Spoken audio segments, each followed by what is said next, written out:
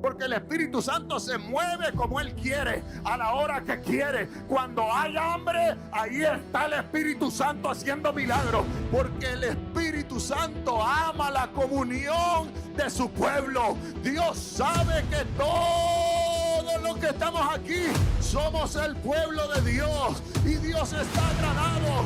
Dios está agradado con nosotros. Alguien tiene que decir amén a eso.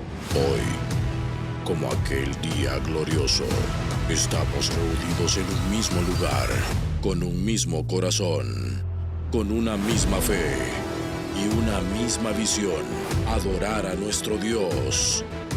Puestos en pie, el Señor está en medio de nosotros. Prepárate para recibir la palabra de Dios. Bienvenidos a Fraternidad Emanuel. 5, 4, 3, 2, 1. Esta palabra esta noche. Y titulé este mensaje: un tribunal celestial en la tierra. Repítalo conmigo. Diga: un tribunal celestial en la tierra.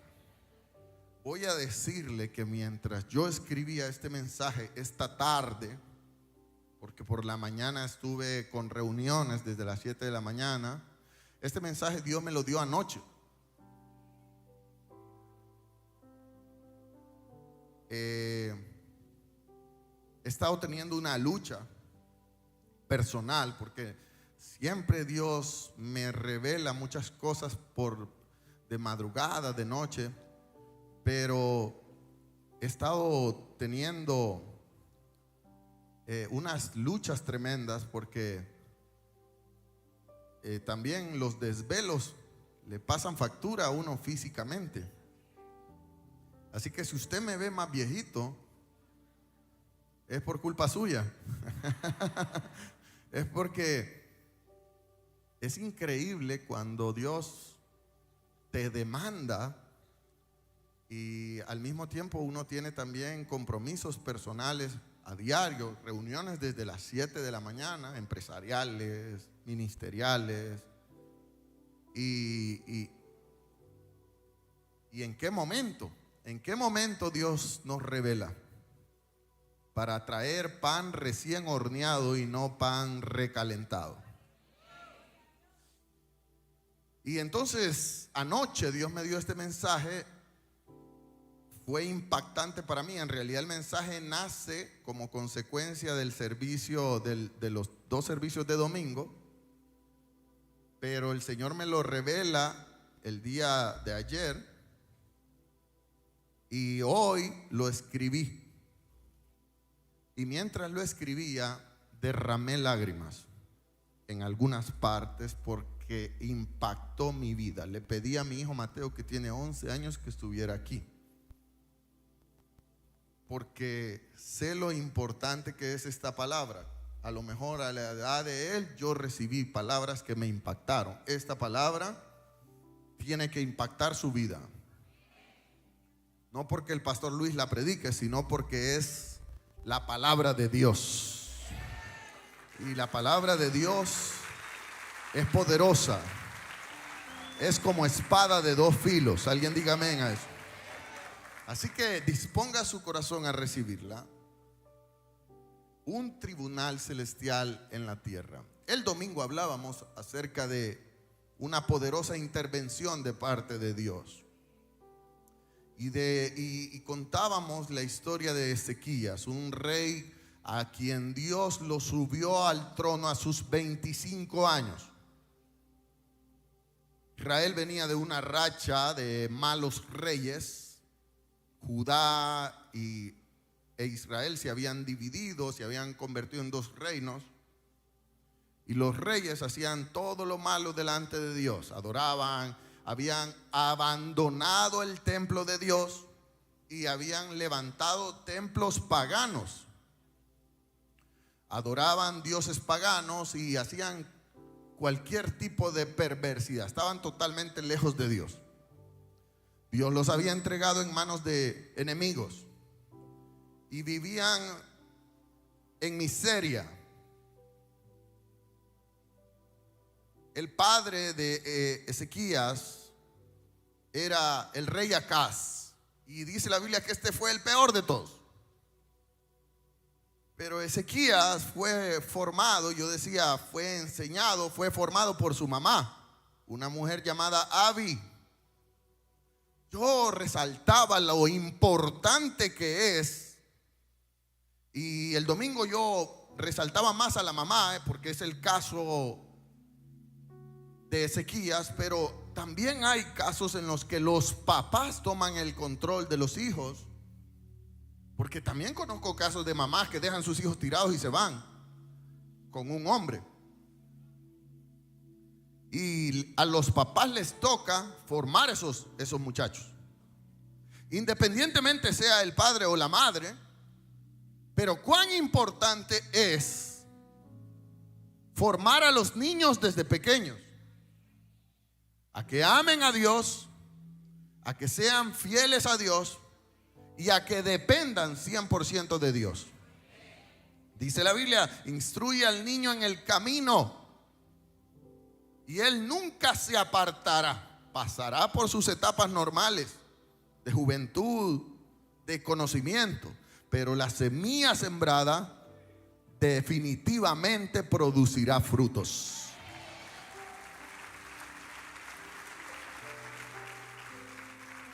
Por eso yo los animo a que la mejor herencia o el mejor legado que le podemos dejar a nuestros hijos es amar a Dios sobre todas las cosas. No hay comparación. Y decía que por alguna razón esta mujer, Abi, significa hija de Dios. Y decía que esta mujer tuvo que haber formado en este muchacho una enseñanza espiritual tremenda, porque cuando este muchacho de 25 años toma el control, toma el reinado, él decide hacer todo diferente a como su padre lo había hecho. Y lo primero que hizo fue honrar a Dios, obedecer a Dios, limpiar. ¿Se acuerdan? Yo les hablaba acerca de limpiar sus casas, limpiar nuestros territorios. ¿Cuántos lo hicieron? ¿Cuántos locos de aquí se fueron el domingo a barrer sus casas? Mucha gente me mandó fotos incluso de muñecos diabólicos y de tonteras que tenían en las casas. Y gloria a Dios por eso. Ezequías limpió el territorio y agradó a Dios. ¿Alguien me está entendiendo eso? Pero yo decía que estando en bendición, porque Dios lo bendijo, lo prosperó, lo engrandeció a causa de su obediencia y de su entrega, entonces estando en su mejor etapa vino una amenaza del infierno, porque les decía que el infierno puede amenazarte, mas no puede tocarte. Curiosamente, cuando más entregados estamos a Dios es cuando las amenazas se acrecientan. Padecemos amenazas terribles, viene enfermedad, vienen noticias, viene caos, viene problemas financieros, problemas en la casa, problemas en la familia. Y vienen noticias que meten en nosotros temor, duda. Es la manera en la que trabaja el diablo. Pero decía de que Ezequías recibió dos amenazas. Una amenaza fue por medio de emisarios. El rey asirio le mandó soldados a amenazar. Y después de mandarle soldados a amenazar, Ezequías fue al templo. Y fue donde el profeta, ¿alguien está aquí ahora? Y vino palabra de Dios a Ezequías por medio del profeta: no temas, porque Dios peleará por ti. Alaba la gloria de Dios. Dile a la persona que tienes a tu lado: no temas. Pero díselo con autoridad: no temas, Dios peleará por ti. Y dile: Dios te dará la salida. Yo lo creo. Pero luego la amenaza fue más fuerte, porque vino una carta muy fuerte de parte del rey asirio a Ezequías y le dijo: tu Dios no te salvará de mi mano. Tengo frente a ti 185,000 soldados armados que te destruirán. Y hablaba entonces acerca de este código tan poderoso. Dice la Biblia que Ezequías tomó las cartas o la carta de varias hojas y la trajo al templo. ¿Dónde lo trajo?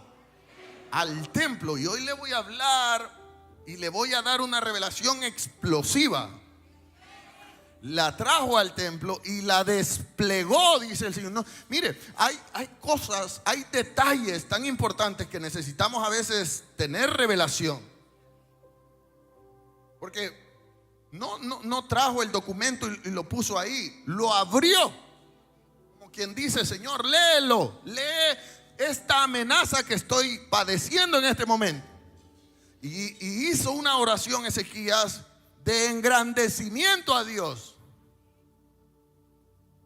Porque nuestra oración que produce un milagro no es la oración de queja, es la oración en la que le decimos a Él cuán grande es.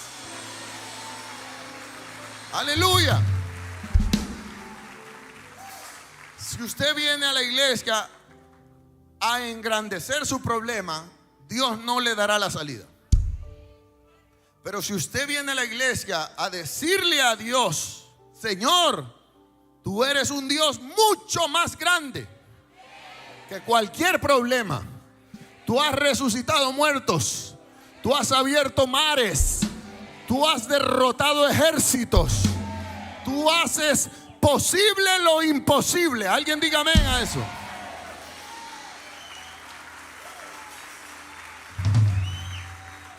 Cuando yo engrandezco a Dios con mi boca, con mi adoración, con mi alabanza, provoco que el cielo se mueva a mi favor.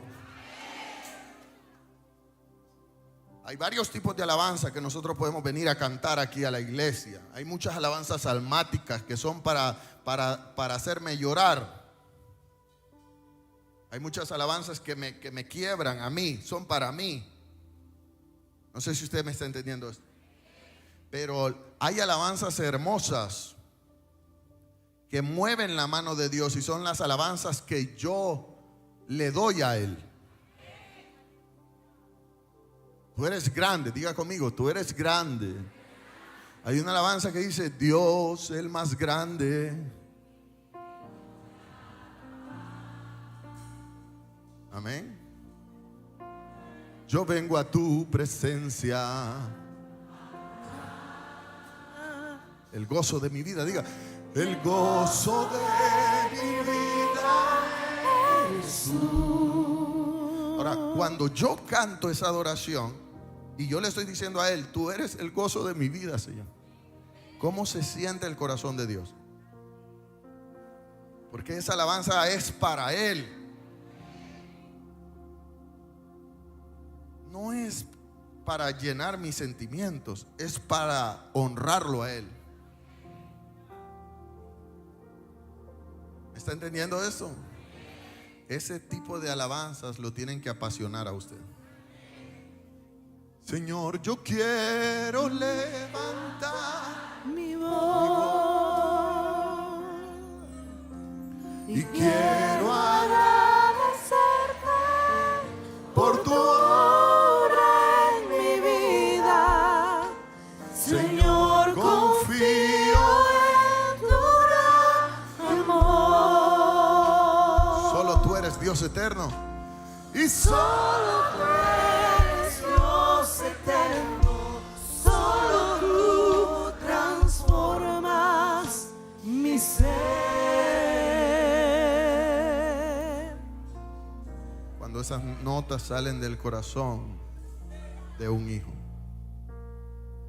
Me permite comenzar el mensaje de hoy diciéndole que desde el principio de los tiempos Dios habló con su creación. Dice la Biblia que en el huerto del Edén Dios hablaba con Adán y con Eva. Su voz, su presencia se movía en el huerto. Se le revelaba a los hombres primitivos. Y Abraham, Isaac y Jacob levantaban altares en los montes, en los valles, en diferentes lugares.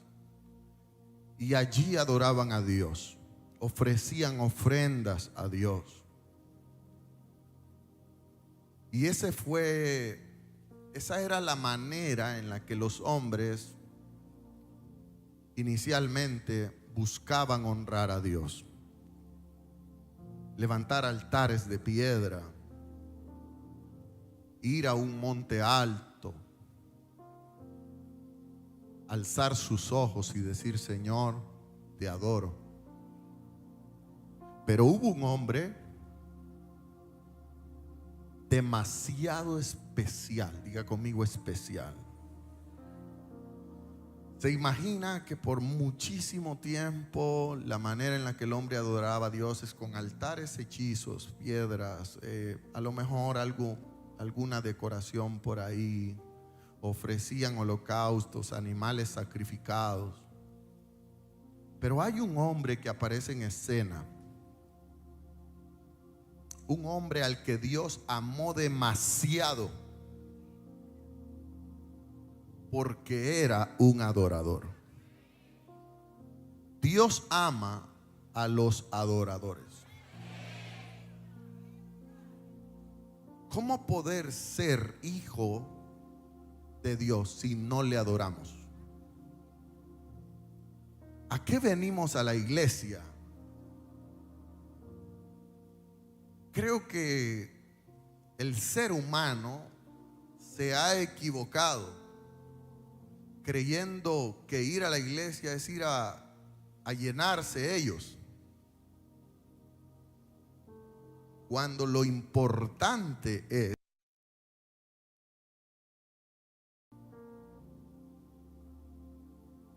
aleluya, cuando lo importante es venir a rendirme a Él. Espérame. No sabe lo que siente mi corazón muchas veces, y me encanta este altar. Algunos me han dicho: ¿y por qué hiciste ese altar tan alto? En realidad no fue planeado, tocó así por la topografía, por las medidas, porque si no, no me vieran. Con que antes me ven el copete los que están allá. Pero escúcheme esto. Desde aquí al menos tengo el panorama de la mayoría de ustedes, y desde aquí uno a veces nota gente totalmente apática a Dios. Vienen al templo desafiando a Dios. Vienen al templo obligados. Vienen al templo aburridos, desganados. No quieren levantar sus manos, no quieren abrir su boca y adorar. No quieren dar lo que tienen que dar. No se quebrantan. No entregan su corazón. Y este hombre del que le quiero hablar era un hombre que cautivó el corazón de Dios, primero porque era un adorador empedernido. Dice la Biblia que le componía canciones. No le cantaba las canciones de otros, él le componía sus canciones propias. Mientras apacentaba sus ovejas en los montes, él le escribía salmos. Dice la Biblia que mientras él tocaba el arpa y cantaba a Dios, los demonios huían. Escúcheme, yo creo que una adoración genuina puede más incluso que muchas oraciones.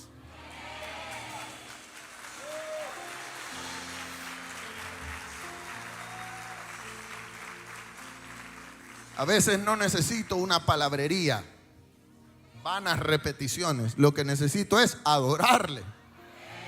¿Se imagina el poder de un adorador que hace huir demonios? Solo adorándole, tocando un instrumento.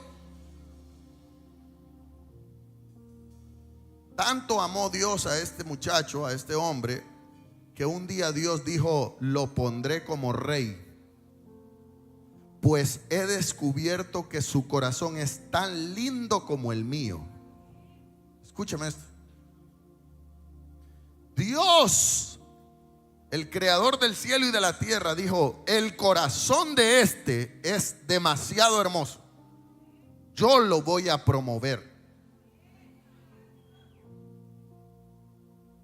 porque su corazón es lindo, es precioso, es hermoso, tal cual mi corazón. Y yo creo que fueron la suma de muchas cosas en David las que conquistaron a Dios. Pero hubo algo tan especial que David propuso en su corazón que derritió los sentimientos de Dios. Me permite decirle que nuestro Dios es un Dios con sentimientos hermosos, que no puede ver sufrir a sus hijos, que una lágrima en la mejilla de sus hijos a Dios lo conmueve. Pero hubo algo en David, además de ser un adorador y además de cantar alabanzas y además de adorarle, además de componerle salmos, además de ser un hombre conforme al corazón de Dios, hubo algo especial, diga conmigo, algo especial que David propuso en su corazón. Y cuando David comenzó a pensarlo y a planearlo, Dios estaba allí. Dios decía: oh my God, este tipo loco me agrada. Y es que David, cuando es promovido como rey, lógicamente todo rey vive en un palacio. Entonces, cuando David es promovido como rey, es llevado a palacio, y David tiene la mejor recámara, el mejor comedor, la mejor cocina. El palacio, dice la Biblia, que era todo de cedro, un palacio hermoso y de mucho lujo. Y un día David, caminando en el palacio, trayendo ya ese sentir en su corazón hermoso dentro de él, David dice palabras similares a esto: no es posible que yo viva en un palacio y que la presencia de Dios esté en un arca, debajo de cortinas, en una carpa allá afuera. Escúchame. Esto es increíble, porque David está en el palacio, él es el rey, pero quien lo llevó ahí es Dios. Muchos hombres que son promovidos se olvidan de quién los promovió.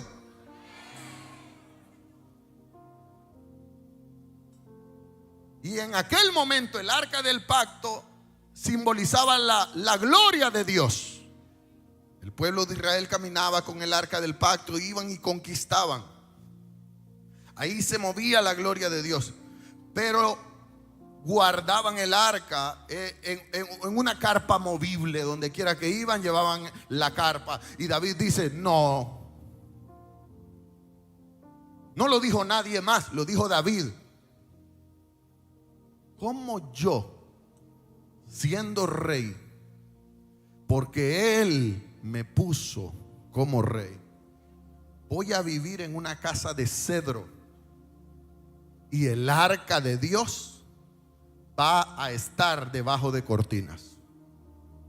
Y esto es tan poderoso porque nosotros siempre, los hombres siempre queremos que Dios nos dé a nosotros. Dame, Señor, a mí. Queremos. No hay aquí nadie que no quiera vivir en una mansión. No hay nadie. Si usted en este momento vive en una casita de 2 cuartos, el sueño suyo es tener una casa de 5 cuartos. Si en este momento usted anda en bus, el sueño suyo es tener su propio carro. Y nosotros queremos que Dios nos bendiga. Bendíceme, Señor, dame, Señor, promuéveme, Señor, llévame a lo más alto, Señor. Pero ¿qué hacemos nosotros por Él? Escúcheme esto: ¿qué hacemos nosotros por Él? Nos apasionamos por Él. ¿Y cómo yo lo demuestro? Es increíble el corazón de David y lo poderoso de esto, porque David dice: yo no voy a estar tranquilo. Yo no voy a estar tranquilo viviendo lujosamente y la presencia de Dios debajo de una carpa. Y eso, cuando Dios ve esa actitud y cuando Dios ve los planes de David, Dios se enamora de David. Y ¿sabe qué? Mejor se lo voy a leer para que usted lo disfrute conmigo. Dice el segundo libro de Samuel, capítulo 7, versículo 1. Una vez que David se instaló en el palacio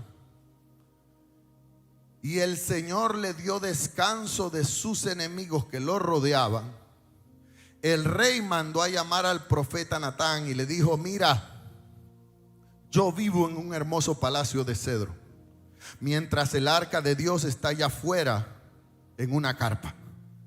Y Natán le respondió al rey: adelante, haz todo lo que tienes pensado hacer por el Señor, porque Él está contigo. Escúcheme esto. El profeta de Dios le dice, entiende el profeta, que David ya tiene en su corazón el plan de construirle un templo. ¿Necesitaba Dios un templo? No. Pero hay cosas, dice la Biblia, que Él pesa los corazones. Y mira esto, qué lindo. Cuando el profeta, yo me imagino a David diciéndole: profeta, yo quiero construirle un templo y quiero que sea lo mejor. ¿Cómo es que tiene que ser mejor que donde yo vivo? David no podía ser un pastor, él rico y la iglesia hecha pedazos. David es otro nivel. Entonces David dice: yo le quiero construir un templo a Dios y quiero que sea de oro. Quiero que tenga lo mejor, las mejores bocinas, los mejores instrumentos, el mejor atrio, el mejor lugar santo, el mejor lugar santísimo. Todo tiene que ser lo mejor. Y entonces el profeta le dice: hazlo, David, hazlo, porque Dios está contigo. Y dice versículo 4: pero esa misma noche el Señor le dijo a Natán: ve y dile a mi siervo David, esa misma noche, esto ha declarado el Señor: ¿acaso eres tú el que me debe construir una casa en la que yo viva? Desde el día en el que saqué a los israelitas de Egipto hasta hoy, nunca he vivido en una casa. Póngame atención a esto. Nunca, porque Dios está en todo lugar, Él es omnipresente. Pero dice: siempre fui de lugar en lugar con una carpa, en un tabernáculo, siendo mi morada. Es decir, Dios le está diciendo a David por medio del profeta: mi presencia ha andado del tingo al tango. ¿Me está entendiendo eso? Dice: sin embargo, donde quiera que fui con los israelitas, ni una sola vez me quejé ante los jefes de las tribus de Israel. Dice Dios, el corazón de Dios hablando. Dice: nunca yo me quejé por andar en una carpa. ¿Por qué no me han construido una hermosa casa de cedro a mí? Dice Dios.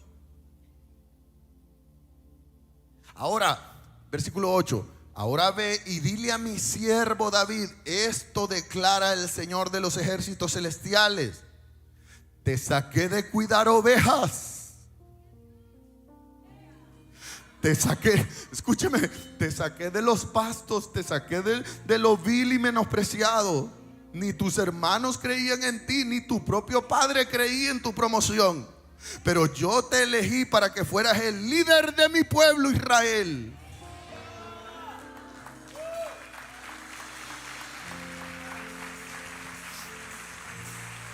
Y dice el versículo 9: Y he estado contigo donde quiera que tú has ido, y destruí a todos tus enemigos frente a tus propios ojos. Ahora haré que tu nombre sea tan famoso como el de los grandes que han vivido en la tierra.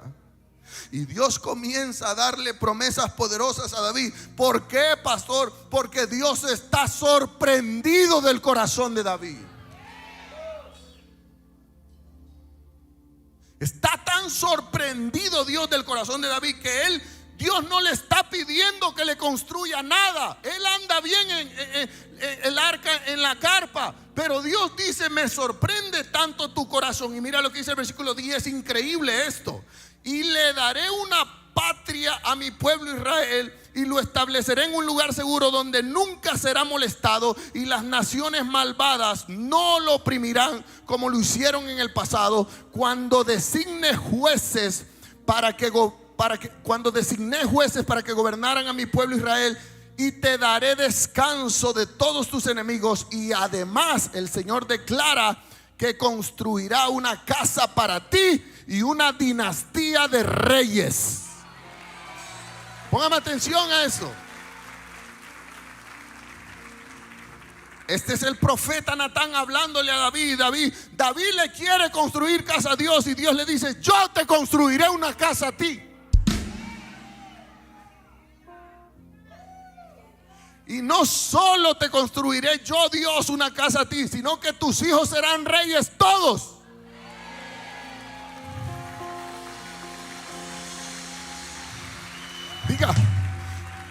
Diga conmigo: una dinastía de reyes.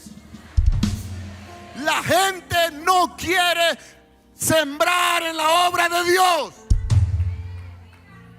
La gente quiere una silla cómoda, pero no la quiere comprar Él. La gente quiere que todo sea bonito, pero ellos no quieren. Pero no importa, porque el que no quiere, no quiere. Pero el que sí quiere, ese tendrá una dinastía de reyes. A ese Dios lo va a honrar, a ese Dios lo va a levantar. Alguien tiene que decir amén a eso. David estaba solo, no necesitaba más nadie. David no hizo, ayúdenme por favor, servidores. David no necesitaba hacer reunión. David no necesitaba decir: apóyenme. David no necesitaba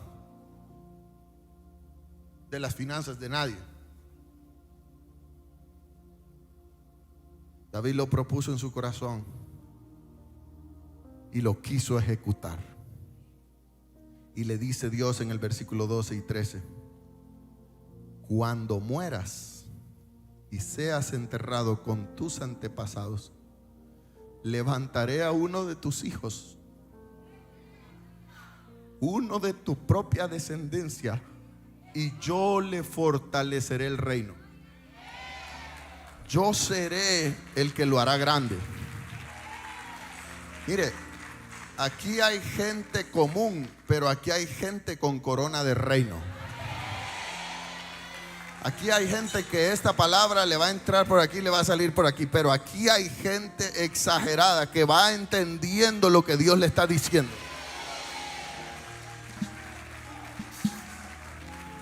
Y entonces le dice Dios a David, por medio del profeta Natán, en versículo 13: Él es el que me edificará casa. Y le dice Dios a David, Dios primero le había dicho que él no necesitaba templo, pero le dice Dios a David en el versículo 13: Él me edificará una casa, un templo para mi nombre, y afirmaré su trono real para siempre. Y yo le quiero decir esta noche que cuando yo leí esto, Dios me mostró que Él merece un lugar permanente donde se le adore. Lo que David, gracias, pero no sé si usted puede alabar a Dios. Hay alguien esta noche que vino a alabar a Dios. ¿Cuánta gente, falta de entendimiento, dice: no, yo soy cristiano pero no me congrego, yo no voy a ningún templo? El caso de David es otro level. Porque David sabía que él podía ir al monte a adorarlo. David sabía que él podía ir al valle a adorarlo. Pero él quiso construirle un templo porque él sabía que Dios merecía un lugar especial donde su gloria morara y donde él pudiera llegar y adorarle y levantar las manos y aplaudirle y darle gloria a él.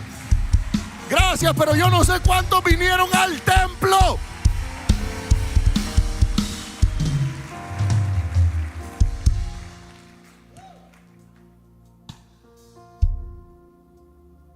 No me quiero detener en por qué David no pudo construir templo a Dios, porque Dios no se lo permitió.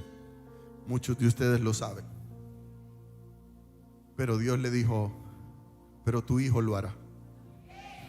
Entonces David, como cual loco hijo enamorado de Dios, comenzó a juntar oro, a juntar plata, a juntar madera, a juntar todos los materiales preciosos, piedras preciosas. El sueño de él fue dejarle a su hijo todo para que él hiciera el templo.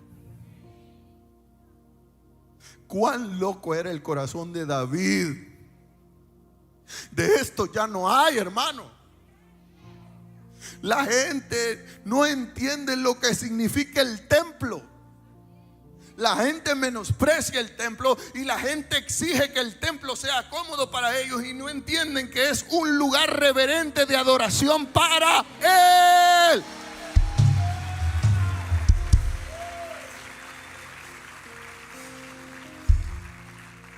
Recuerde, primero Dios le dice a David por medio de Natán: yo nunca pedí que me construyeran un templo. Escuche esto, porque Dios es un Dios especial, tiene sentido del humor, es lindo. Mi Dios es lindo. Diga conmigo: mi Dios es lindo.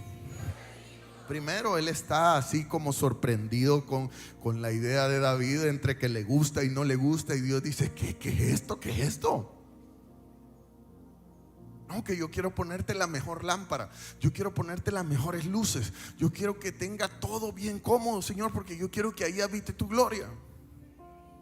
Entonces dice Dios: yo nunca les pedí eso. Pero cuando David muere y le deja todo preparado a Salomón, dice la Biblia que cuando Salomón terminó de construir el templo, todo esto Dios estuvo. Cuando Salomón termina de construir el templo, lo dedica. Me estaba llamando un amigo de muchos años, se llama Dani Berríos, y me dice: ¿hace cuántos años que no hacemos algo juntos? Porque a Dani yo lo traje a El Salvador cuando no era pastor.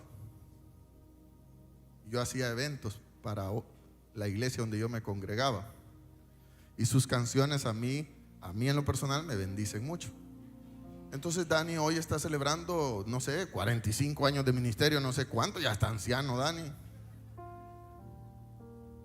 Y entonces me dice: necesitamos ir contigo a tu iglesia. Entonces estaba haciendo números y revisando fechas, y entonces le digo: perfecto, el 6 de diciembre inauguramos nuestra ampliación.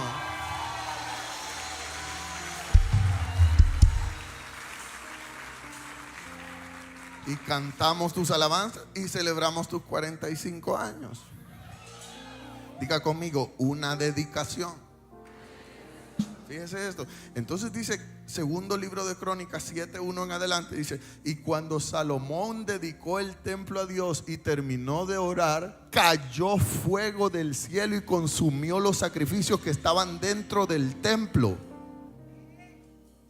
Ahora Salomón ha construido el templo y lo está ofreciendo, está haciendo un culto de acción de gracias, de apertura, y Salomón lleva sacrificios dentro del templo.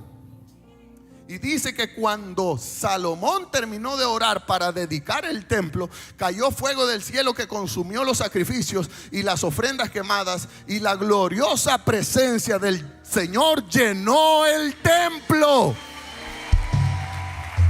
Alguien tiene que decir amén. Y esto a mí me da tanta gracia, no sé, porque el que no quería templo ahora llena el templo de su gloria. Escúcheme esto. Yo puedo estar en todo lugar, yo soy el Dios omnipresente, omnipotente, pero estoy tan enamorado de un loco llamado David que quiso hacerme un templo, que yo ahora quiero llenar ese templo. Y dice la Biblia que los sacerdotes no podían entrar en el templo del Señor porque la gloria, la gloriosa presencia del Señor lo llenaba todo. Y cuando todos los israelitas vieron que el fuego descendía y que la gloriosa presencia del Señor llenaba el templo, cayeron postrados rostro en tierra y adoraron y alabaron al Señor diciendo: Él es bueno. Diga conmigo: Dios es bueno. Grítelo: Dios es bueno. Y su fiel amor perdura para siempre. Y luego el rey y todo el pueblo ofrecieron sacrificios al Señor. Y el rey Salomón ofreció un sacrificio de 22,000 cabezas de ganado y 120,000 ovejas y cabras. Y así el rey y todo el pueblo dedicaron el templo a Dios. Y me permite decirle que desde ese día Dios estableció el templo no solo como un lugar de adoración, sino que desde ese día el templo fue designado por Dios para que también fuera una sala de audiencia celestial.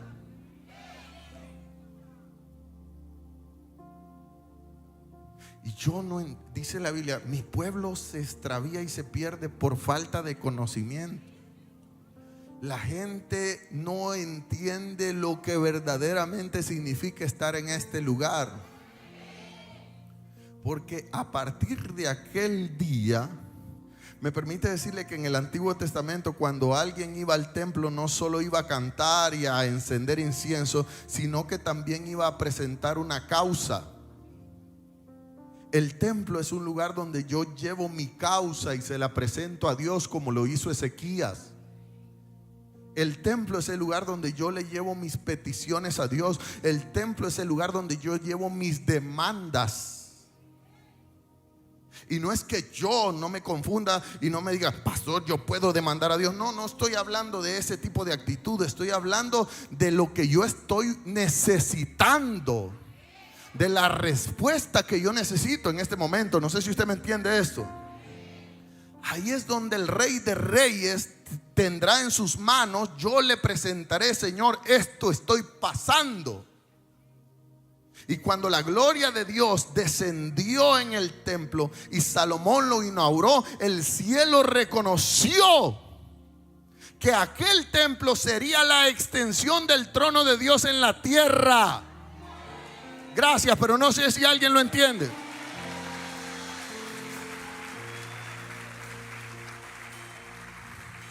Los templos que son dedicados a Él y los templos de los cuales Él se agrada, porque permítame decirle que hay muchos lugares donde la presencia de Dios no está.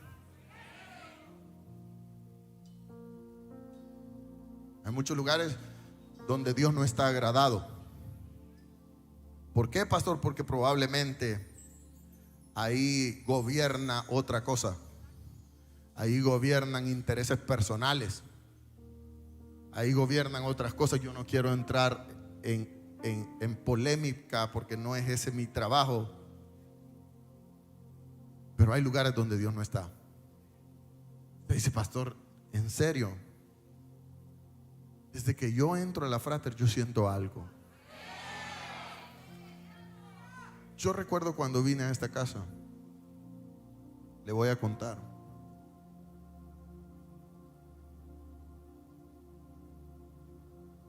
Estábamos rentando un auditorio.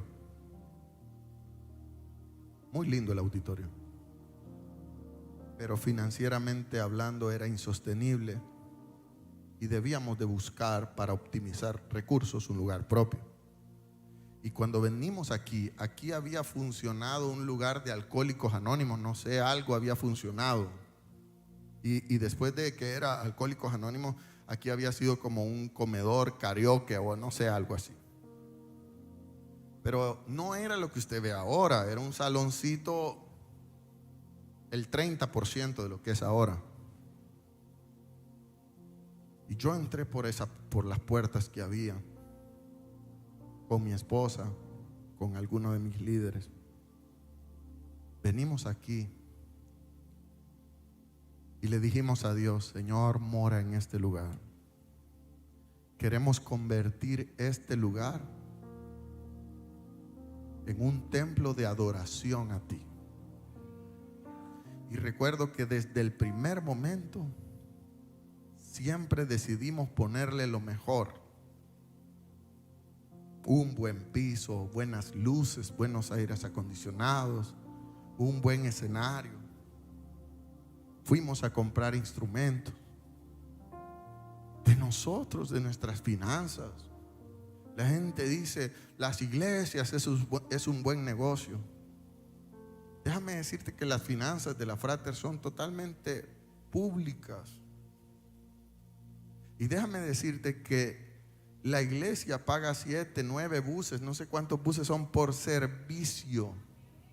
Por servicio la gente se sube al bus gratis y viene peleando dentro del bus.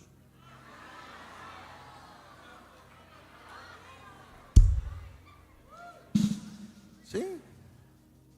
Y la iglesia les paga los transportes gratis. Y pastor, pero fíjese que a mí me están cobrando. Un pícaro está haciendo negocio, porque a la oficina de la iglesia llegan los cobros completos. Si en un transporte a usted le están cobrando dinero, hay un ladrón en ese transporte, porque la iglesia lo paga todo. Y por años, si nosotros sacábamos la cuenta de las ofrendas de un culto menos el costo de los transportes, quedaban números rojos. ¿Cuánto cree usted que cuesta un transporte de aquí Lopango, ida y vuelta? Y por ser de noche, más caro todavía. Y si el pastor se tarda y se emociona y salimos a las 10 de la noche, más caro todavía.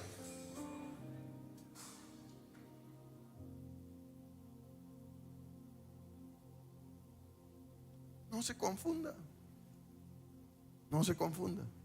Hay que tener un corazón de un adorador para darle a Dios lo que Él se merece.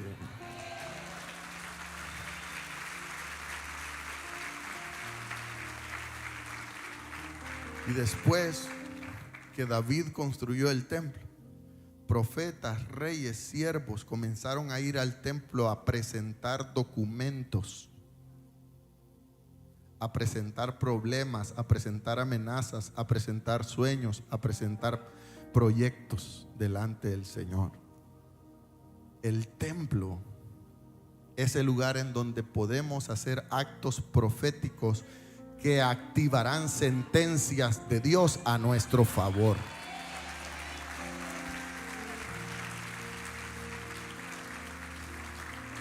¿Cómo yo voy a dejar de congregarme un culto?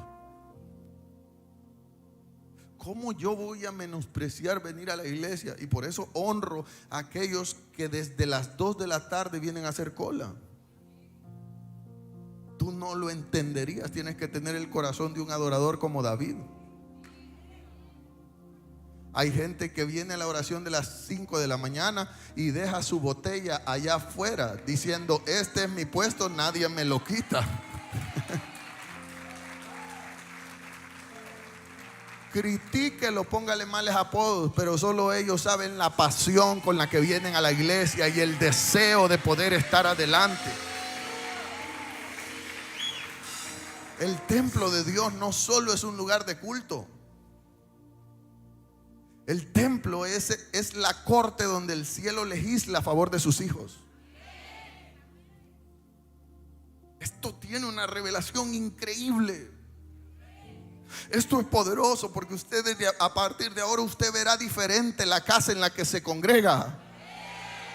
Permítame decirle que en los servicios de este domingo que pasó hablábamos de Ezequías, cómo Ezequías vino y presentó sus documentos para que Dios fuera el que dictaminara qué pasaba con aquellos 185,000 soldados. Y usted sabe qué fue lo que Dios hizo. Dios mató un ángel, Dios mandó un ángel a volarle la cabeza a 185,000 soldados.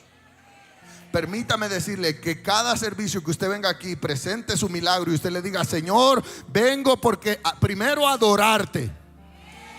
Vengo primero a declarar cuán grande eres tú.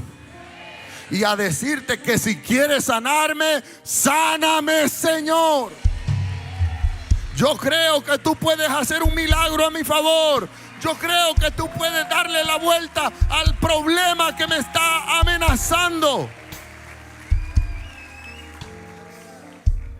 Es tan poderoso esto que cuando Salomón dedica el templo, Salomón dice estas palabras. Segundo libro de Crónicas, capítulo 6, versículo 14, dice que entonces Salomón oró así: Oh Señor, Dios de Israel, no hay Dios como tú en los cielos ni en la tierra.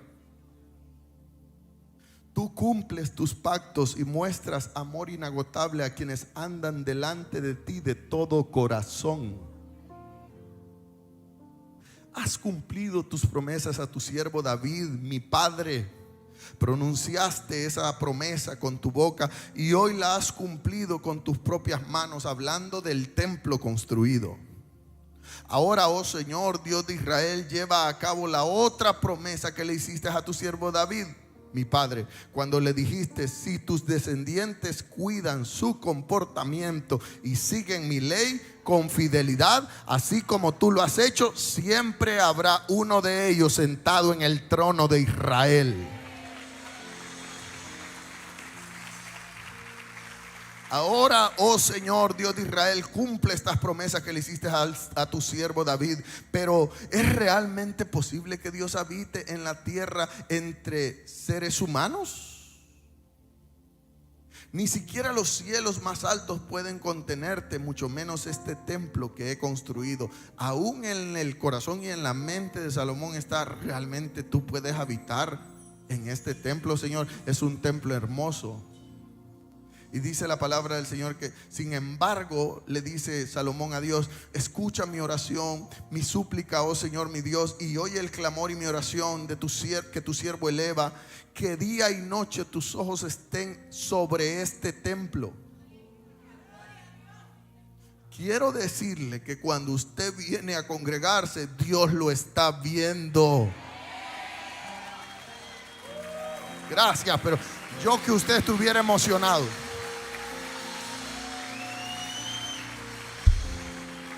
Escúcheme, que día y noche tus ojos estén sobre este templo. Diga conmigo: que tus ojos me vean cuando me congrego. Este lugar del cual tú has dicho que allí pondrías tu nombre, que siempre oigas las oraciones que elevo desde este lugar. Amado, usted puede orar en su casa, por supuesto. Usted puede orar en su carro, por supuesto. Pero es que cuando usted se dispone desde la mañana y usted dice: hoy es martes y hoy voy a ir a la iglesia, y hoy voy a adorarle, y hoy voy a presentar mi caso, y hoy voy a ir a servir, eso agrada a Dios. Esto es exagerado. Que siempre oigas mis oraciones que elevaré en este lugar. Que atiendas las peticiones humildes y fervientes de mi parte y de tu pueblo Israel cuando oremos desde este lugar. Sí, Señor, óyenos desde el cielo donde tú vives, y cuando nos escuches, perdónanos. ¿Sabe que cuando usted viene al templo, usted produce misericordia a su favor? Yo siempre he comparado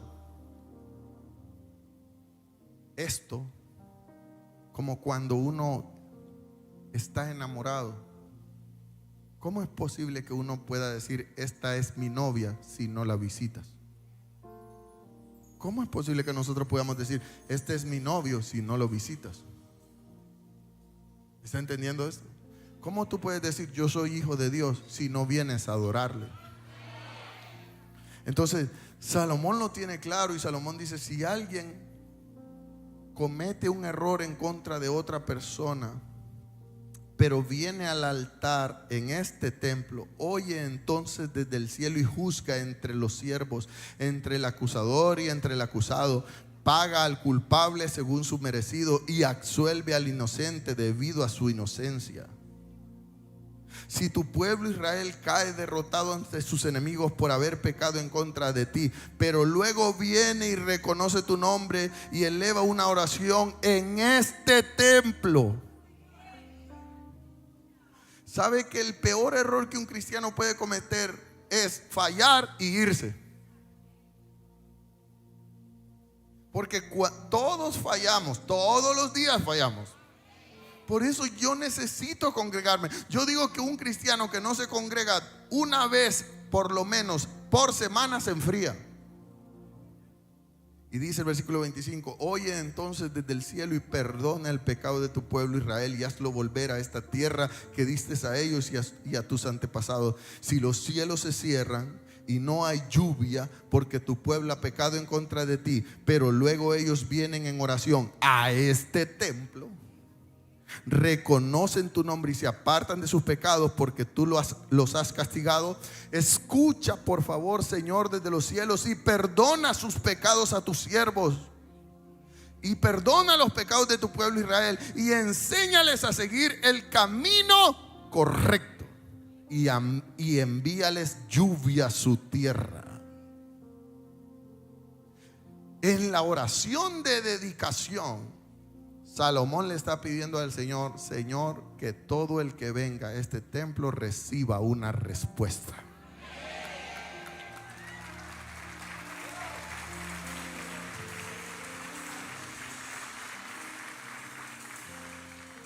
Y todo ese capítulo tiene una oración maravillosa, pero en el cierre de ese capítulo, en el versículo 40, dice esto, mire, me encanta, dice, oh Dios mío, que tus ojos siempre estén abiertos y tus oídos siempre estén atentos a toda oración que se eleve desde este lugar. Ahora levántate, oh Señor Dios, y entra a este lugar y descansa, reposa en este lugar, junto con el arca del pacto que ahora ya tiene casa, que simboliza tu poder. Y aquí habitarán tus sacerdotes, oh Dios, que se vestirán de salvación, y también aquí habitarán tus leales servidores, que siempre estarán alegres de tu bondad.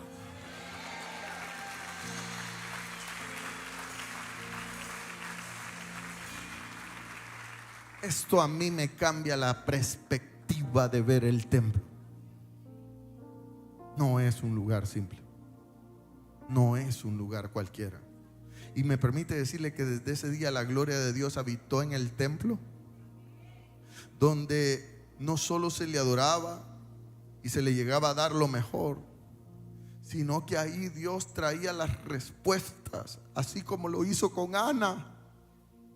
Dice la Biblia que Ana tenía su alma amarga porque su vientre estaba cerrado y no podía tener hijos y necesitaba un milagro. Y Ana un día presentó su caso en el templo. Diga conmigo, Ana necesitaba un milagro y ella buscó el templo. Y dice la Biblia que aquel vientre estéril, que estaba cerrado y que no podía parir, cuando ella fue al templo, algo se destapó, algo se abrió, algo se rompió en aquel lugar. ¿Alguien me está entendiendo esto? Y me permite decirle que Dios le dio un hermoso hijo, que no fue cualquier hijo, sino que fue un poderoso profeta de Dios, un juez de Dios llamado Samuel. Alguien alaba la gloria de Dios.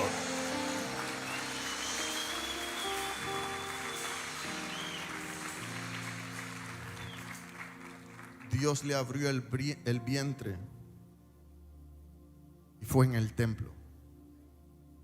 Y fue allí, en ese mismo templo, donde ella vino a dedicar a su hijo. Josafat, un rey poderoso israelita, estaba siendo amenazado por sus enemigos. Y cuando él es amenazado por sus enemigos, él va al templo. Y él reconoce su incapacidad y presenta su causa delante de Dios. Y Dios le da una poderosa respuesta que se resume en esto: estén quietos, no hagan nada, yo pelearé por ustedes.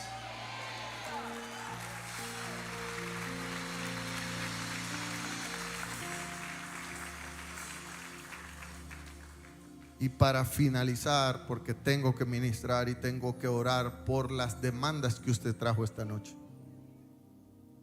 pero para finalizar, quiero decirle que en uno de los salmos que David escribe, un salmo hermoso, que tiene una revelación increíble acerca de lo que significa el templo, David deja claro que el templo es un tribunal celestial, no solo un lugar de culto.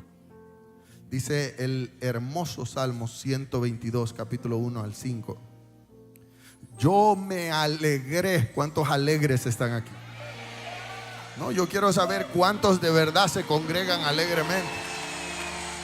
Allá arriba hay gente alegre porque está aquí. Hermano, aquí estamos bien. Alguien diga amén a eso.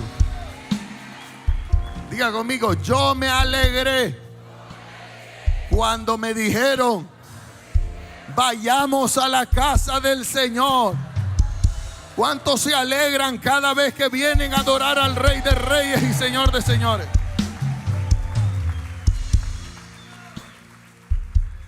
Porque no es cualquier lugar. Dice el versículo 2: y ahora aquí estamos. David ahora está en el templo. Diga conmigo: está en el templo. Aquí estamos de pie dentro de tus puertas. Jerusalén es una ciudad bien construida, sus murallas compactas son impenetrables.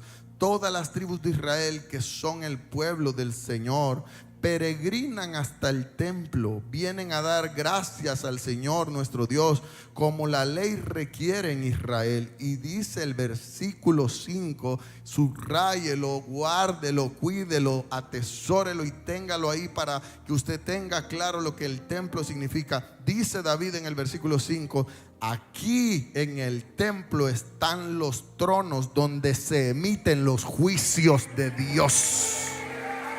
Aquí, gracias. Aquí, diga conmigo: aquí está el tribunal donde Dios emite sus juicios. La fiscalía de la tierra puede decir cualquier cosa. Los médicos pueden decir cualquier cosa. El abogado puede decir cualquier cosa. Los científicos pueden decir cualquier cosa. Pero aquí es donde tú vas a cambiar tu destino. Este es el tribunal donde tú vas a traer tu diagnóstico. Este es el lugar donde tú vas a traer el examen. Este es el lugar donde tú vas a traer la demanda. Y aquí Dios va a dar una respuesta a tu favor. Alguien tiene que decir amén. Por eso usted tiene que amar venir al templo. Por eso usted tiene que amar servir en el templo. Por eso usted tiene que amar congregarse. Por eso usted tiene que amar ser parte de la ampliación del templo. Este hermoso templo donde tú te congregas. Y que estamos ampliando para que de lo mismo que tú recibas, otros reciban. Es donde hoy, no todos quizás, pero algunos locos tomaron la palabra profética como lo hizo Ezequías. y trajeron sus documentos. Trajiste hoy tus documentos, trajiste tus lágrimas, trajiste tus proyectos, trajiste tus desafíos, trajiste tu corazón. Y quiero profetizarte que aquí se anulará toda amenaza en su contra. Y quiero profetizarte que aquí se abrirán vientres a favor de muchas mujeres. Y quiero profetizarte que aquí muchos ganarán batallas. Y quiero profetizarte que en este templo Dios abrirá los cielos a favor de muchos de sus siervos y de sus hijos. Y quiero profetizarte que en este templo se levantan muros y se sanan enfermos. Y quiero declararte que este es el lugar donde Dios salva a muchos. Escribe sus nombres en el libro de la vida y les transforma el futuro para siempre. La palabra del Señor dice: acércate pues confiadamente y alcanzaremos misericordia y socorro. Es la fe que tú tienes. Dice la Biblia que el que ora a Dios creyendo, diga conmigo creyendo, recibirá su milagro. Yo amo y respeto a la gente que va a cruzadas de milagros y que buscan sus milagros por aquí y por allá, pero el milagro no está en el predicador. El milagro Dios lo da al que le cree.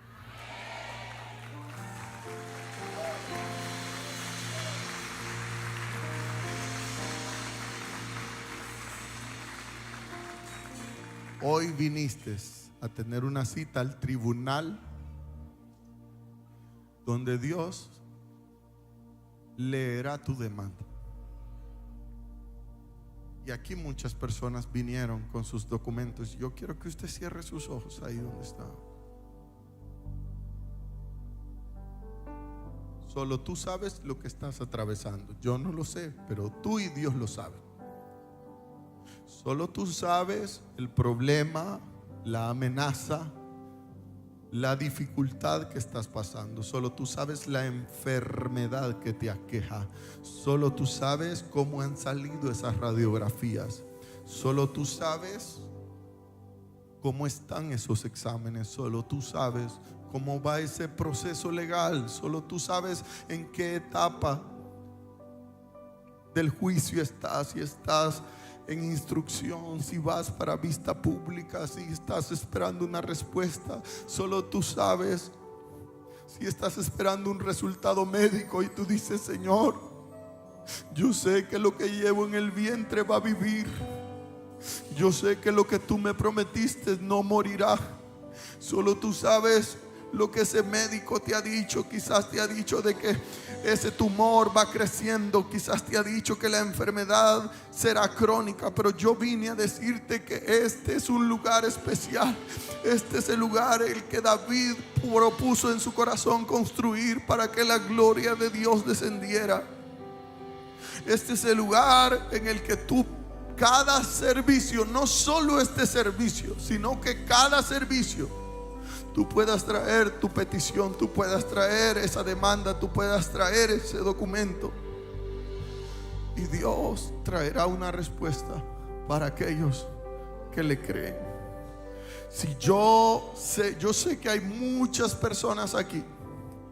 Muchas personas aquí. Muchas personas aquí. Quisiera hacerlo lo más ordenada posible porque no quiero que se me haga un alboroto. Pero si tú viniste con un documento, yo voy a hacer un acto profético y voy a orar por esos documentos. Pero yo quiero que ordenadamente, a lo mejor los hermanos de mi mano derecha, estos pueden pasar ordenadamente y poner esos documentos aquí. Después del servicio usted puede venir a recoger de nuevo sus documentos. Solo es un acto profético. Yo quiero que usted venga aquí. Yo quiero que los intercesores se pongan sobre sus pies.